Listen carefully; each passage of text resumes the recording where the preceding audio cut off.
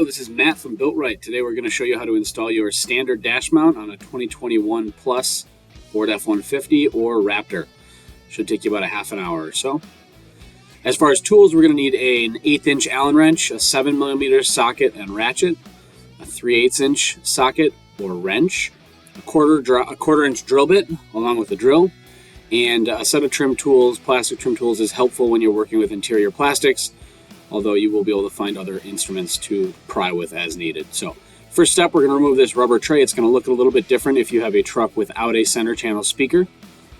And then I like to tape the edges of the plastic dash. As we're prying, pulling, working on this, it's just nice to protect them from marring and scratches and stuff. You may not care. In that case, you can skip this step.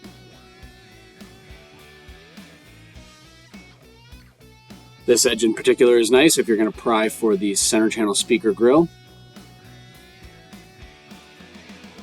And then we'll go ahead and remove that grill. We happen to be able to sneak a fingertip under there and pry it up, working from one side to the other.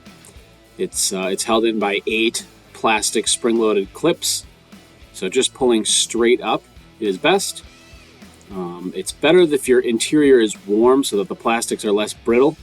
It allows you to push and pull and twist a little bit more without having to worry about breaking the clips.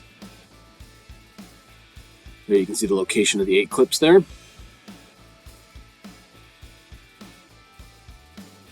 then we'll go ahead and use a 7mm socket to remove the 2 screws on either side of the center channel speaker. Once again, if your truck doesn't have the center channel speaker, you're just going to have a flat tray there. Those 2 screws are going to be in the same location. So go ahead and remove those, set them aside. We will be reusing them.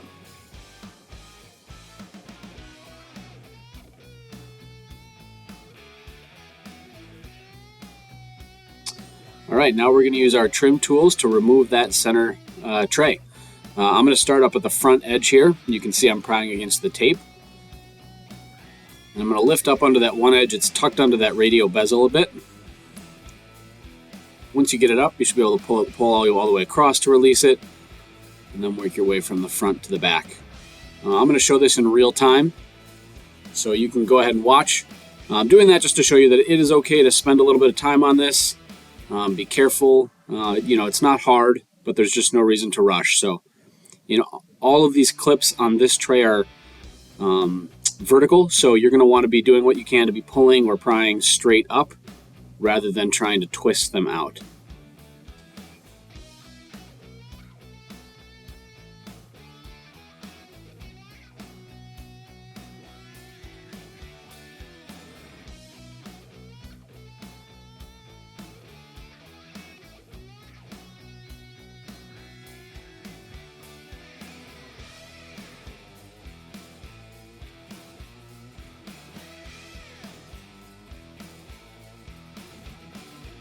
So I know if you're kind of a regular guy like me, this is a little bit nerve-wracking. You don't want to break anything on your new truck.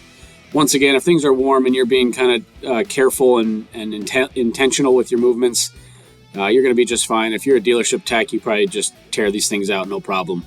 And you might land somewhere in between there. But all right, looks like we got one clip left here. Again, working to just pull straight up rather than to pry it loose. There we have it. Make sure you unplug that center channel speaker. And then we're going to move to our workbench here and mock up your dash mount in this tray, and then put tape where you think you're going to need to mark the tray.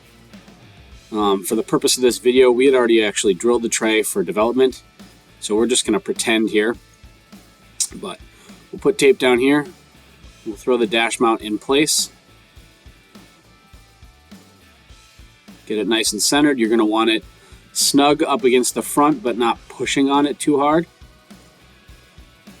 And then we will mark our drill locations. These back 2 are easy to grab with a marker. And then the front 3, sometimes it's easier to reach through with something like a pick tool or potentially a small drill bit to make a little mark either in the tape or just the smallest little dot on the textured plastic. Remember, if you ever go to uninstall any of this, you're going to be throwing that rubber tray back on, and it will cover up all of these holes.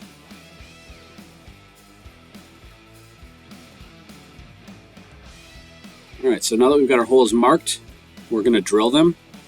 My preference is just to start with a small drill bit, so we're going to use an 1/8 inch bit here just to get our holes nice and centered and located well.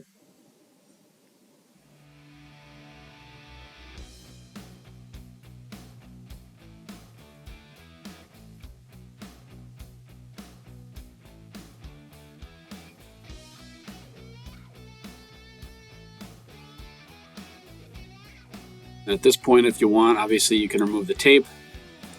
And then we're going to move to a 1/4 inch bit and open up those holes now that we've got them located. If you're a tough guy, you may switch right to that 1/4 inch bit. That's fine. Do what you want. 1/4 inch is a little bit oversized for the 1024 hardware that you're going to be using. Just gives us a little bit of wiggle room as you're positioning that dash mount while you're tightening.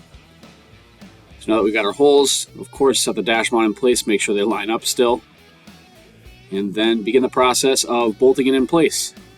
You'll want to use the washers provided below the screw head and also back on the backside before you put the nut down.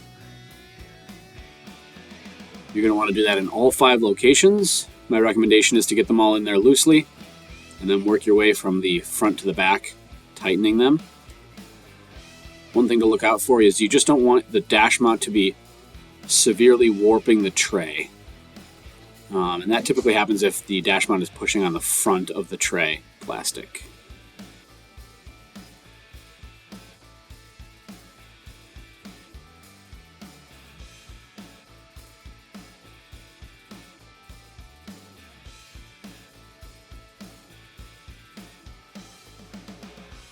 Next, we'll go ahead and finish snugging those up using our 3/8 inch wrench or socket.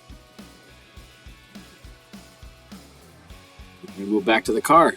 Make sure you plug your center channel speaker harness back in, if equipped. Then we're going to reinstall the tray.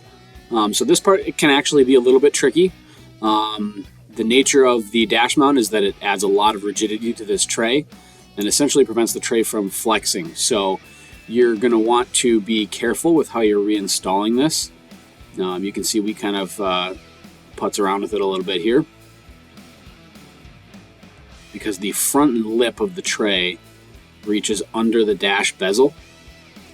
And so that's kind of the last key part of getting this thing locked into place. So what we found works is to set the tray in place just like you see here and clip the forward-most clips in so that it's not, here you see we're making another attempt at it.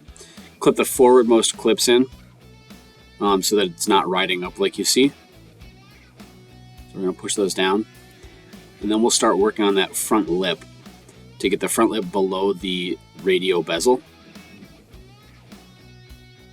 Going to work from one side over.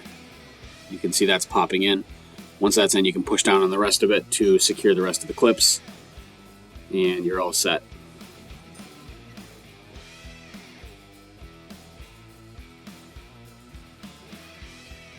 At this point, you can go ahead and move the tape if you'd like. The only thing left to do is to reinstall the 7mm bolts on either side of the center channel speaker. Get those snug, and then reinstall the speaker grill.